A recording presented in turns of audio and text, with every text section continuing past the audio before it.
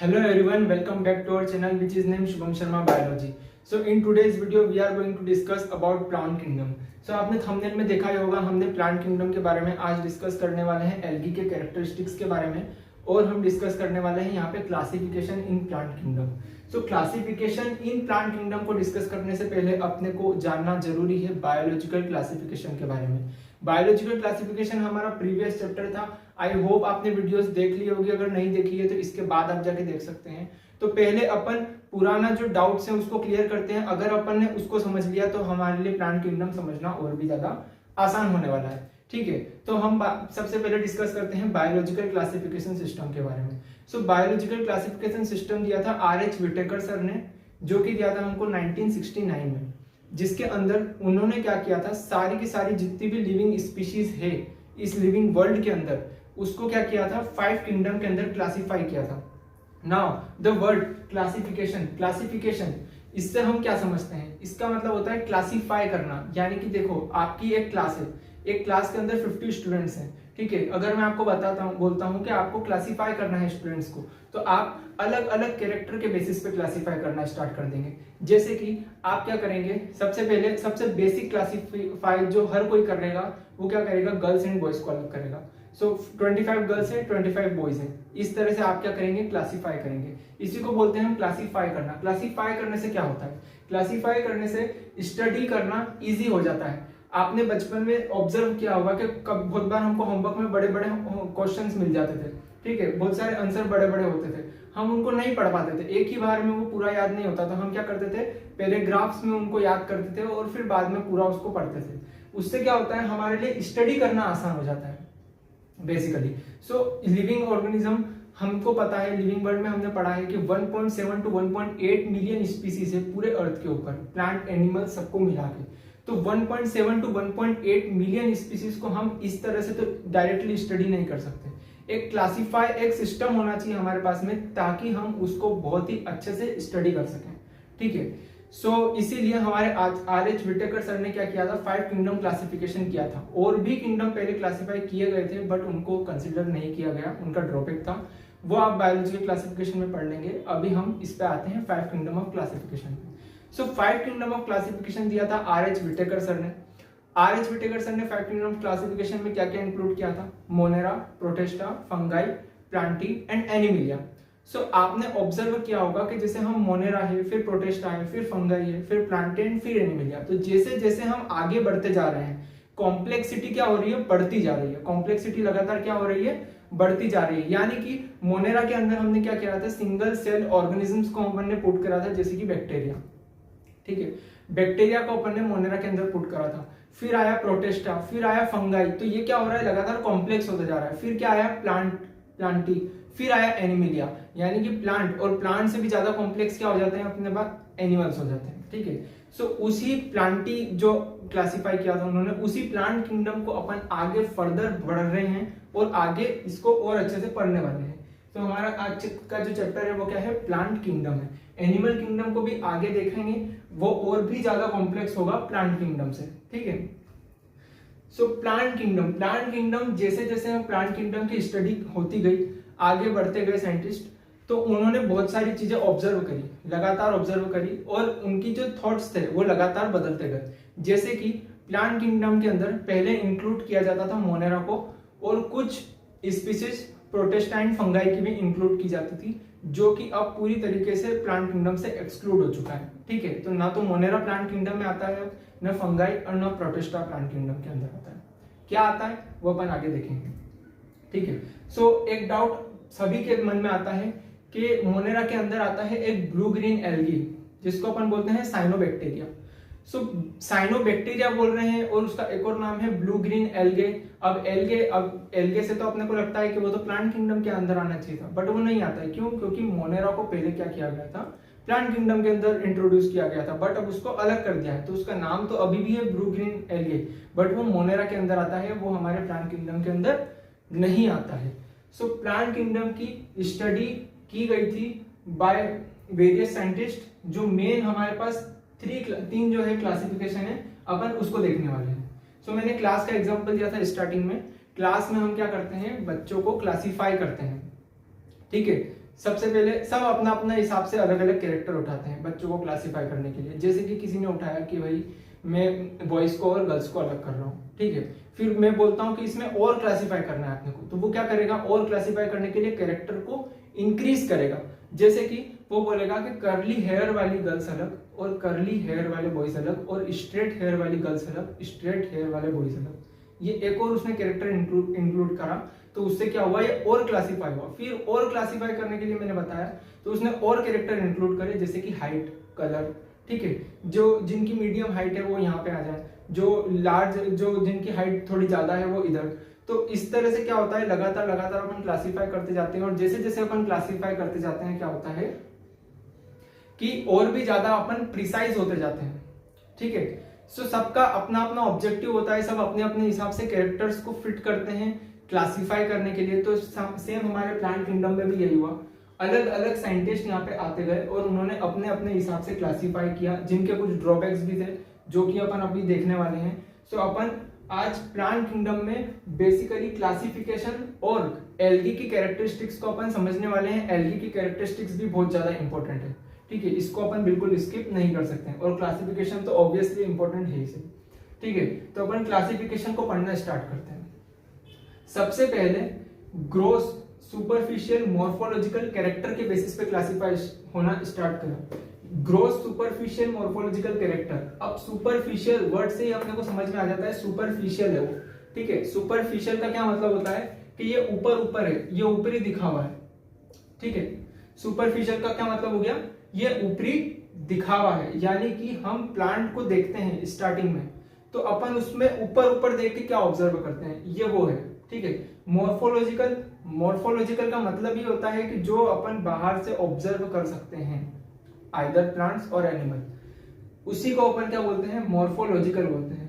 Characters को यहाँ पर लिया गया था, तो जो अपन प्लांट को ऊपर ऊपर से देखते हैं, क्या देखते हैं, प्लांट की लीव्स कितनी बड़ी है, लीफ की साइज क्या है, लीफ की लेंथ क्या है, ठीक है, लीफ का कलर क्या है, नंबर ऑफ लीव्स कितनी है, इन सभी को कंसिडर किया गया और प्लांट किंगडम में क्या किया गया, इन्होंने क्लासिफाई किया। किसने दिया था ये सबसे पहले क्लासिफिकेशन, लिनियस ने दिया था, जिसको हमने बोला आर्टिफिशियल सिस्टम ऑफ क्लासिफिकेशन। क्यों, क्योंकि हम इसके सिर्फ मॉर्फोलॉजिकल कैरेक्टर को ही स्टडी कर रहे थे, यानी कि प्लांट की जो आउटर बॉडी है हम उसी को स्टडी कर रहे थे, तो इसको हमने बोला आर्टिफिशियल सिस्टम ऑफ क्लासिफिकेशन, जो कि दिया था लीनियस ने, ठीक है।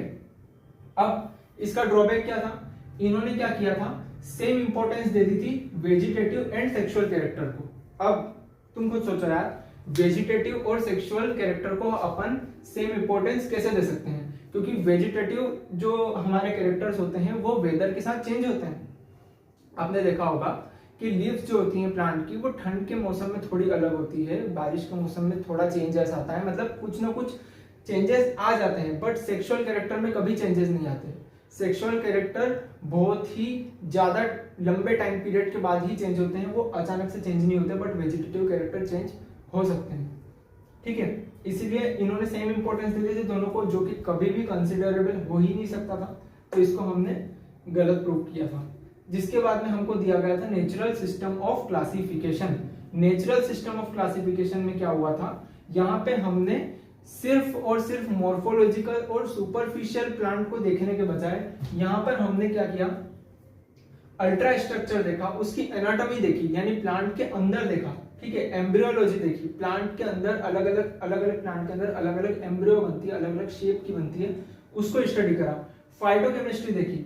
फाइटोकेमिस्ट्री का क्या मतलब होता है, फाइटोकेमिस्ट्री का मतलब होता है कि प्लांट के अंदर जो केमिकल्स हैं उनकी स्टडी करी, उनके बारे में अपन ने जाना और उसके बेसिस पे क्लासिफाई किया, ठीक है। नेचुरल सिस्टम ऑफ क्लासिफिकेशन दिया गया था बेंथमैन हुक ने, बेंथमैन एंड हुकर ने नेचुरल सिस्टम ऑफ क्लासिफिकेशन दिया गया था, बट ये भी ज्यादा आगे चल नहीं सका।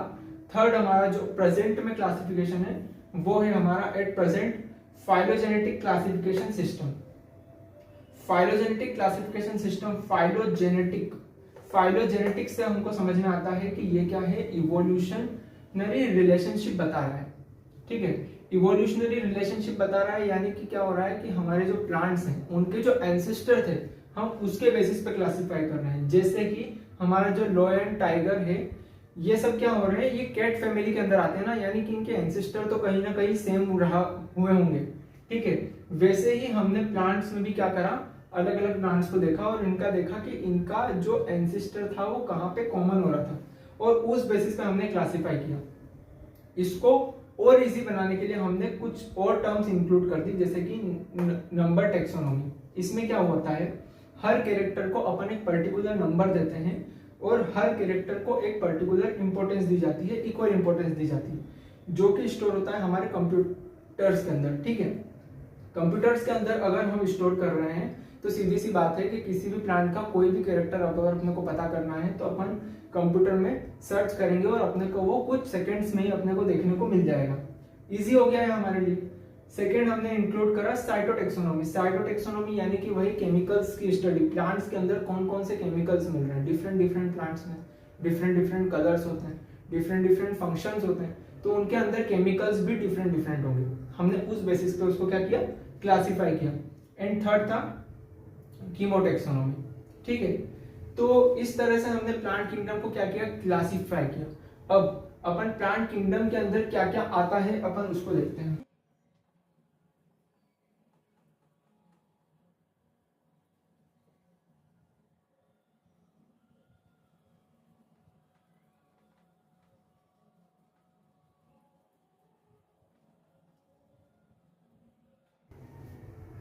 तो ये जो हमारा प्लांट किंगडम है, इसके अंदर हमने क्लासिफिकेशन किया। इसके अंदर इंक्लूड आया हमारा एल्गे, जिसको अपन आज पढ़ने वाले हैं। आया ब्रायोफाइट्स,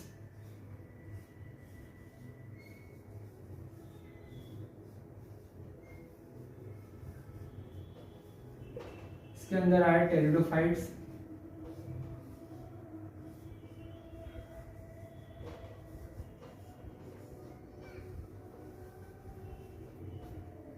इसके अंदर आया जिम्नोस्पर्म,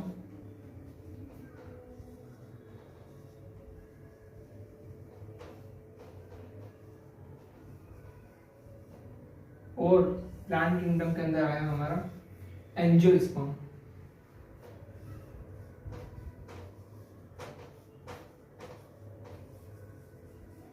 ठीक है, सो प्लांट किंगडम के अंदर अपन ने क्लासिफाई किया तो हमको मिला एल्गे, ब्रायोफाइट, टेरिडोफाइट, जिम्नोस्पर्म और एंजियोस्पर्म। सो अब मैं यहाँ पे जो चार्ट बनाने जा रहा हूँ और जो टर्म्स यहाँ पे इंट्रोड्यूस करने जा रहा हूँ, ये बहुत ही ज्यादा इंपॉर्टेंट है। सीधा 4 नंबर का क्वेश्चन यहाँ पे बन सकता है। ठीक है, ये टर्म्स जान लेना, याद कर लेना, और इन टर्म्स को पढ़ के ही आपको पता चल जाएगा कि इनके अंदर किस तरह से कैरेक्टर्स मौजूद होने वाले हैं और क्या फर्क है इन सब में। ठीक है, ये आपको पता चल जाएगा। तो अब हम उसको देखते हैं। सो एल्गे से लगा के ब्रायोफाइट एंड टेरिडोफाइट्स, इन सभी को हम बोलते हैं क्रिप्टोगेम्स।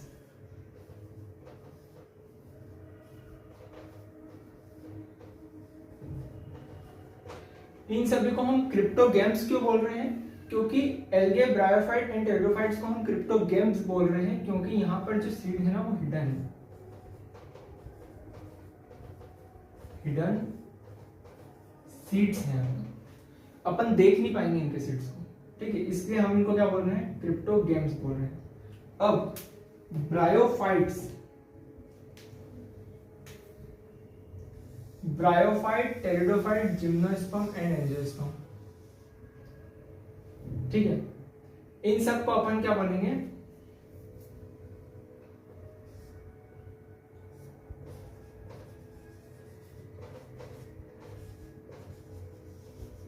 ट्रेकियोफाइटा।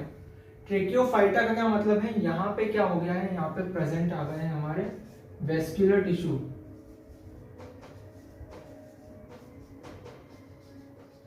जिनको अपन बोलते हैं जाइलम एंड फ्लोएम। तो वेस्क्यूलर टिश्यू हमको ब्रायोफाइट से एंजियोस्पर्म तक सबके अंदर मिलने लग गए, तो हमने इसको बोला ट्रेकियोफाइटा। ठीक है, अब हमारा जो टेरिडोफाइट है ये क्रिप्टोगेम्स में भी आ रहा है और ट्रेकियोफाइटा में भी आ रहा है, तो हम हमारे टेरिडोफाइट को एक नाम और बोल सकते हैं,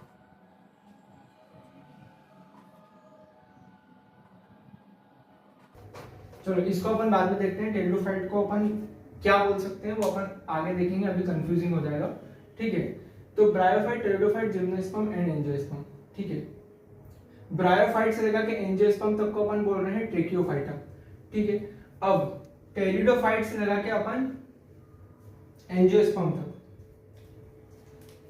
इनको बोल रहे हैं अपन, ये है टेरिडोफाइट।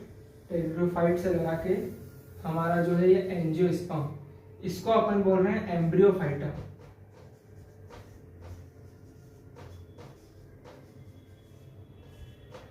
एम्ब्रियोफाइटा, एम्ब्रियोफाइटा क्यों बोल रहे हैं? क्योंकि यहां से क्या मिलने लगा, मैंने बताया था ना, अपनी कॉम्प्लेक्सिटी क्या हो रही है, इंक्रीज होते जा रही है। जैसे एल्गे है तो ये बिल्कुल सिंपल प्लांट होगा, जो मोस्ट सिंपल प्लांट हो सकते हैं ना वो है एल्गे, और जो मोस्ट कॉम्प्लेक्स प्लांट हो सकता है वो है एंजियोस्पर्म। ठीक है, तो इधर क्या हो रही है, इधर हमारी क्या हो रही है, कॉम्प्लेक्सिटी क्या हो रही है, बढ़ती जा रही है।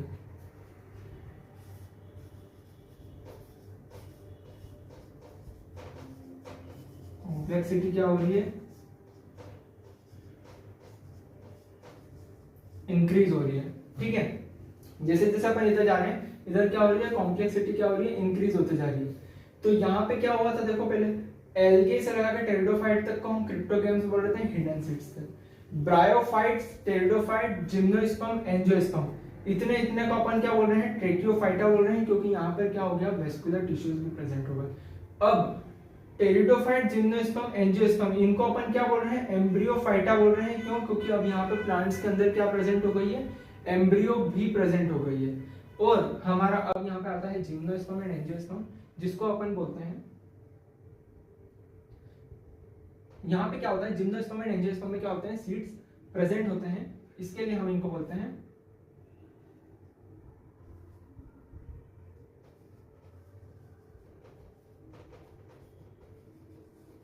स्पर्मेटोफाइटा। ठीक है,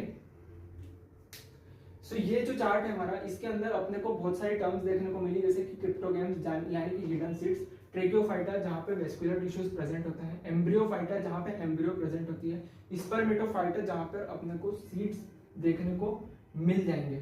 ठीक है, यहाँ अपन इधर से इधर जा रहे हैं तो क्या हो रहा है, कॉम्प्लेक्सिटी क्या हो रही है, इंक्रीज होते जा रही है।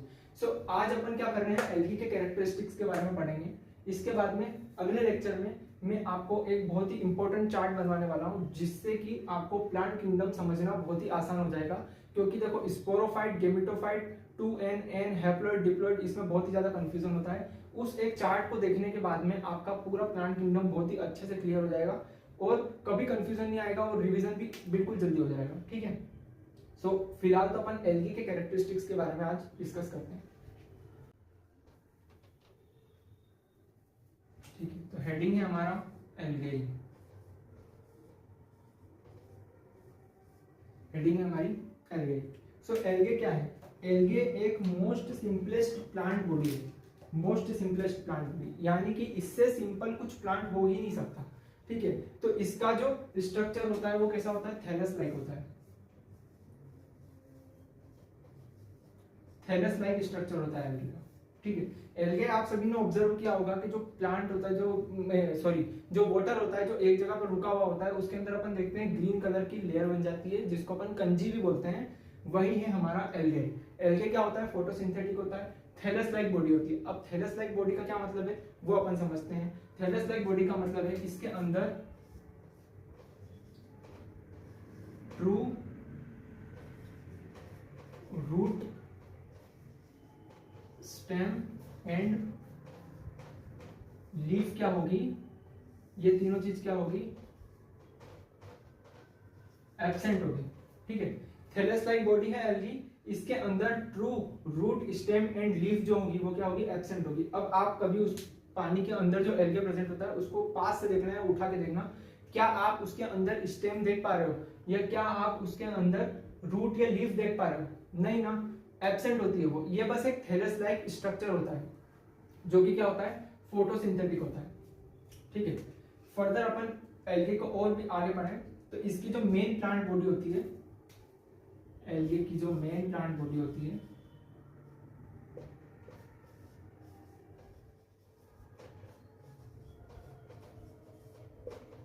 मेन प्लांट बॉडी जो एल्गे की होती है वो क्या होती है, एन होती है, यानी कि हैप्लॉइड होती है।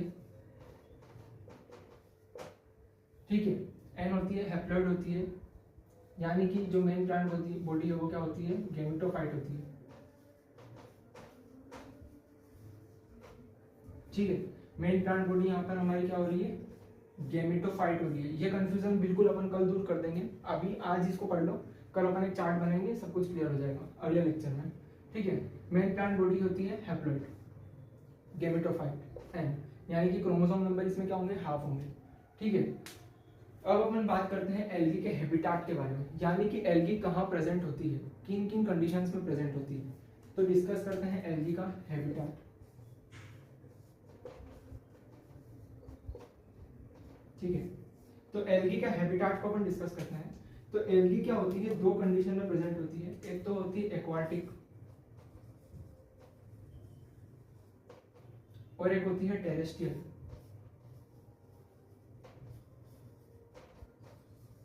ठीक है, एल्गी अगर एक्वाटिक है तो वो दो कंडीशन है, या तो वो मराइन पानी में होगी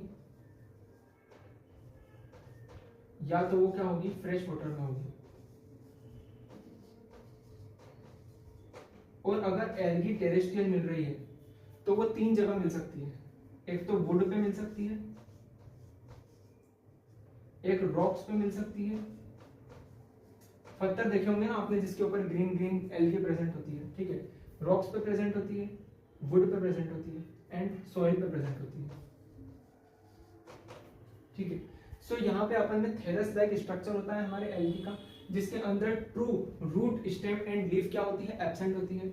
मेन प्लांट बॉडी जो हमारी एल्गे की होती है वो हैप्लॉइड होती है, गैमेटोफाइट होती है, यानी कि एन नंबर ऑफ क्रोमोसोम ही उसके अंदर होते हैं, 2n नहीं होते हैं।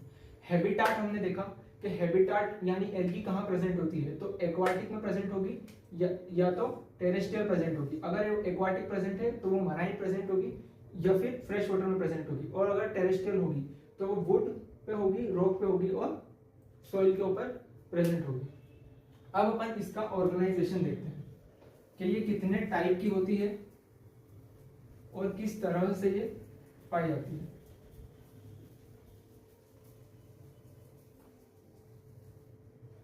हमने देखा कि एल्गी का क्या शेप होता है, थैलस शेप होता है। तो अब अपन थैलस ऑर्गेनाइजेशन देखते हैं।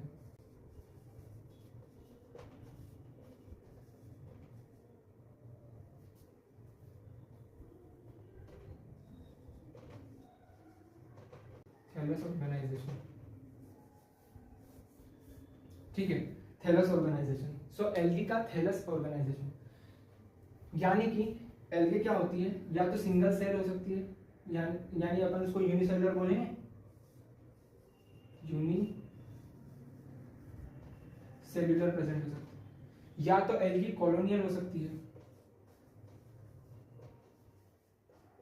या तो एल्गी फिलामेंटस हो सकती है,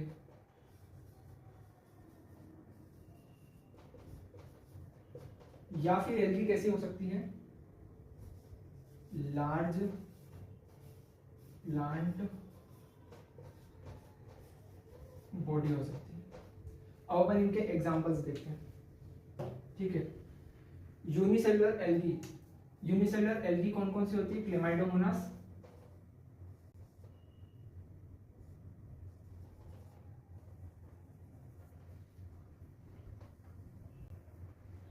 एंड क्लोरेला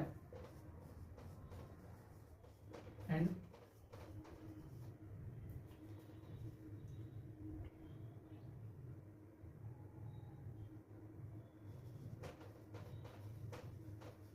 ठीक है, Chlamydomonas and Chlorella. Colonial algae colonial भी हो सकती है, जिसका एग्जांपल है यूडोर्निया एंड वोल्वॉक्स।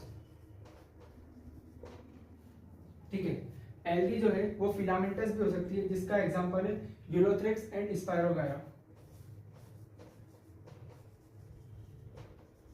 एंड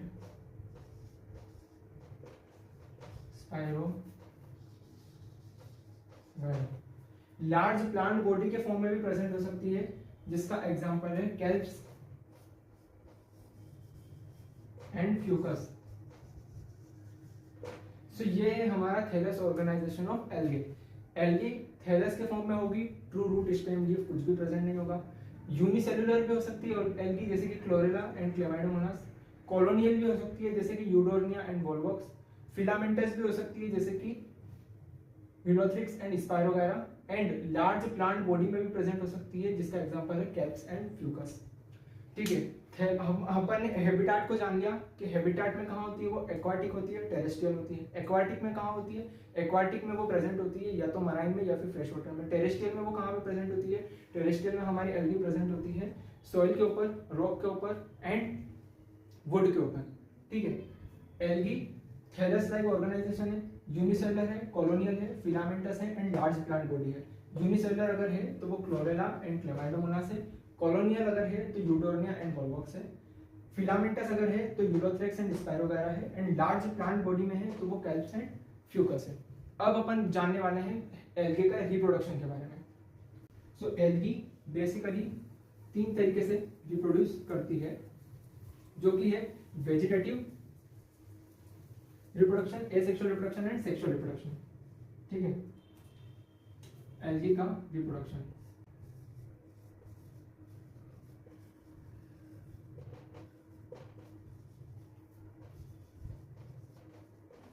ठीक है, सबसे फर्स्ट है हमारा वेजिटेटिव रिप्रोडक्शन।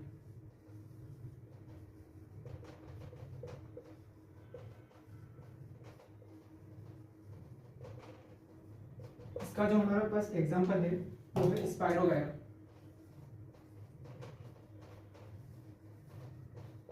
वेजिटेटिव रिप्रोडक्शन में क्या होता है, एक फिलामेंटस लाइक स्पायरोगायरा ये प्रेजेंट है। अब ये क्या होगी, ये फिलामेंटस लाइक स्पायरोगायरा जो यहाँ पे प्रेजेंट है ये ब्रेक होगा। ठीक है, ये ब्रेक होगा और इसके अलग अलग क्या बन जाएंगे, फिलामेंट्स बन जाएंगे। इसके अलग अलग क्या बन जाएंगे, फिलामेंट्स बन जाएंगे। और ये अलग अलग फिलामेंट्स क्या होंगे, ये कैपेबल होंगे किसके लिए, एक बड़ा नया फिलामेंट बनाने के लिए। ठीक है ना, हर एक इस तरह से बनेगा। तो इसको क्या बोलेंगे अपन, वेजिटेटिव रिप्रोडक्शन बोलेंगे। ठीक है, वेजिटेटिव के बाद में इसके अंदर होता है एक एसेक्सुअल रिप्रोडक्शन।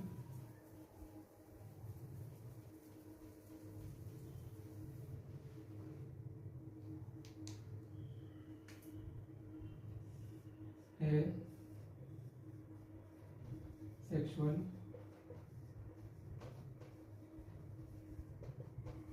Asexual reproduction. ठीक है, सो एल्गी के अंदर जो एसेक्सुअल रिप्रोडक्शन है, एसेक्सुअल शब्द को क्या समझ में आ रहा है यहाँ पे, सेक्सुअल रिप्रोडक्शन क्या होता है, सेक्सुअल रिप्रोडक्शन वो होता है जिसमें मेल और फीमेल गेमेट फ्यूज करते हैं। एसेक्सुअल है यानी कि ये सेक्सुअल तो नहीं है, यानी कि इसमें क्या होगा, इसमें सिंगल गेमेट होगा और वो ही आगे जाके क्या करेगा, नई प्लांट बॉडी का फॉर्मेशन करेगा, जो कि होता है हमारा यहाँ पर ज़ूस्पोर।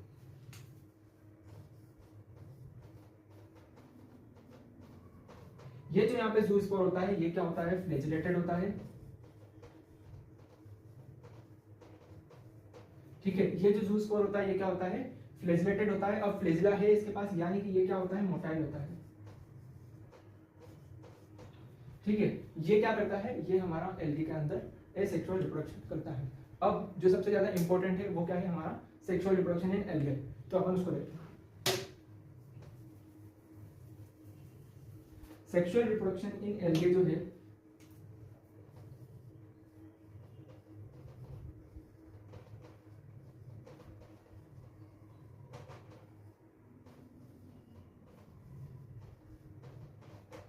मेनली 3 टाइप से होता है, isogamous, anisogamous, endogamous.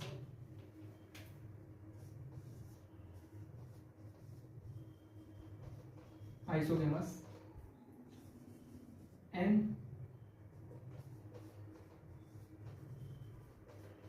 Anisogamous and ओगेमस।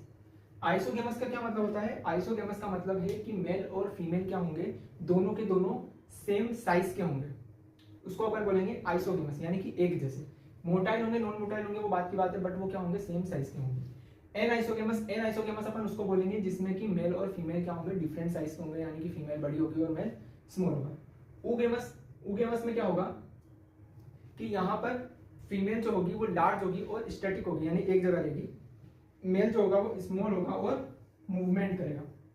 ठीक है, सो आइसोगेमस का जो हमारा एग्जांपल है वो है हमारा Ulothrix and spirogyra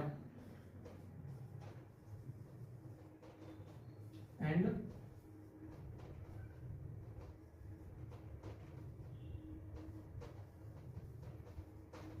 spirogyra. Anisogamous का जो हमारा एग्जांपल है वो है यूडोर्निया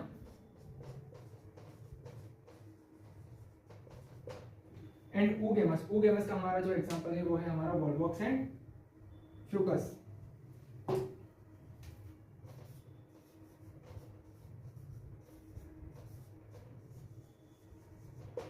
ठीक है, सो ये था हमारा रिप्रोडक्शन इन एल्गे, जिसमें अपन ने क्या पढ़ा, वेजिटेटिव रिप्रोडक्शन पढ़ा जिसका एग्जांपल था स्पाइरुलिना।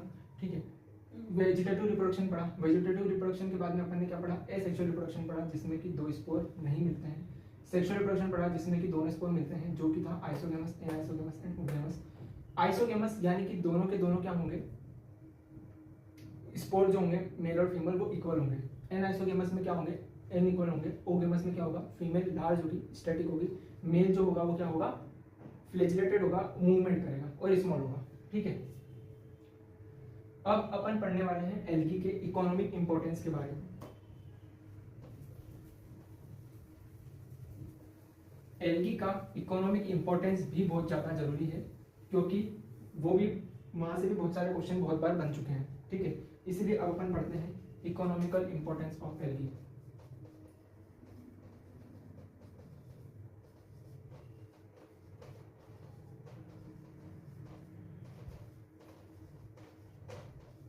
ठीक है, तो जो हमारी एल्गी है, क्या आपको पता है कि एल्गी जो है वो CO2 फिक्सेशन में कितनी ज्यादा मददगार है हमारे लिए। अपने को लगता है कि अपन प्लांट्स को बचा रहे हैं, ऑब्वियसली एल्गी भी प्लांट्स में आते हैं, बट जो अपन जिम्नोस्पर्म, एंजियोस्पर्म, हर्ब्स, शब्स की बात करते हैं, ठीक है, तो अपन को लगता है कि अपन प्लांट्स को बचा रहे हैं जिससे कि कार्बन डाइऑक्साइड का फिक्सेशन हो रहा है, बट हमारी ग्लोब का 50% कार्बन डाइऑक्साइड फिक्सेशन का काम कौन करता है, एल्गे करता है। तो एल्गे क्या कर रहा है यहाँ पर, half of the CO2 fixation का काम कर रहा है हमारी अर्थ के ऊपर। 70% स्पीशीज जो एल्गी के हैं ना, उसको अपन कंसिडर करते हैं एज अ फूड, जिसका एग्जांपल है डेमिनेरिया and Porifera.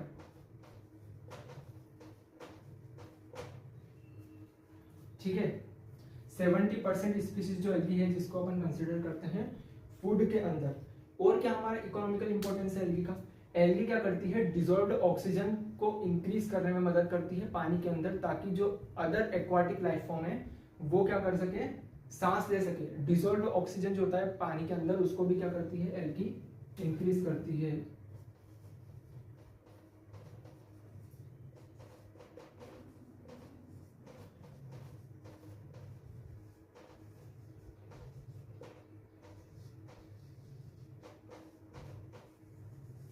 Dissolved oxygen in water body. Algae हाइड्रोथोट्स में भी मदद करती है। हाइड्रोथोट्स क्या होते हैं, अपन इसको देखते हैं।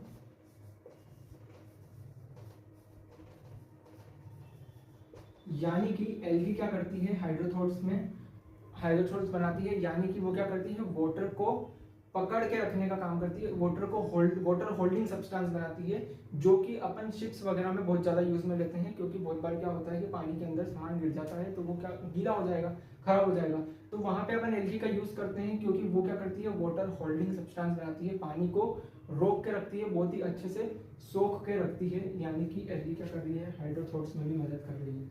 और क्या एल्गी मदद कर रही है, अगार जो अपन ने सुना होगा, अगार जो अपन बनाते हैं, न्यूट्रिएंट मीडिया बनाते हैं माइक्रोब्स को ग्रो करने के लिए, वो भी एल्गी की वजह से ही बनता है।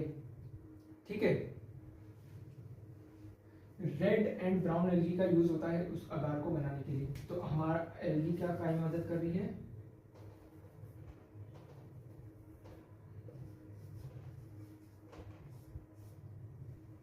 ठीक है, रेड एल्गी जिसका नाम है केराग्रीन,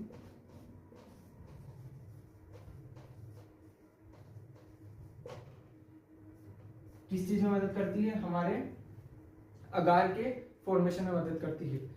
जिसके बाद में स्पेस ट्रेवलर्स भी एल्गी का यूज करते हैं, जो कि आपको ऑब्वियसली पता ही होगा, क्योंकि वो क्या करती है, बहुत से ज्यादा प्रोटीन का प्रोडक्शन करती है, इसीलिए स्पेस ट्रेवलर्स भी एल्गी का यूज करते हैं।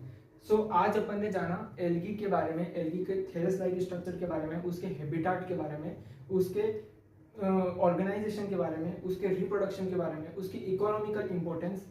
साथ ही साथ अपन ने देखा प्लांट किंगडम का पूरा classification system, biological classification system को भी अपन ने थोड़ा सा डिस्कस किया।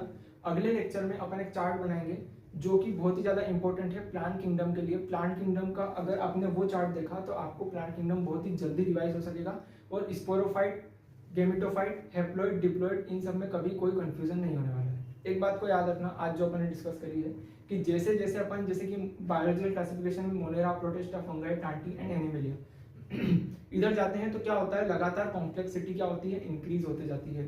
सेम प्लांट किंगडम में भी जैसे जैसे अपन algae, bryophyte, pteridophyte, gymnosperm and angiosperm की तरफ जाते हैं, क्या होता है, कॉम्प्लेक्सिटी इंक्रीज होते जाती है। अपन ने एक चार्ट का भी डिस्कशन करा था जिसमें अपन ने बहुत सारी टर्म्स के बारे में पढ़ा था, ट्रेकियोफाइटा, एम्ब्रियोफाइटा, ये भी बहुत ज्यादा इंपॉर्टेंट है, क्वेश्चन सीधे वहां से बन जाते हैं। ठीक है, एक बार एनसीईआरटी जरूर रीड कर लेना। आई होप कि मैंने कोई भी पॉइंट एनसीईआरटी का छोड़ा नहीं होगा, एक आध अगर छूट जाता है तो वो आप देख लेना, एनसीईआरटी रीड कर लेना। बाकी आई होप कि आपको लेक्चर समझ में आ गया हो। आज की वीडियो में इतना ही, मिलते हैं अगले लेक्चर में, तब तक के लिए बाय।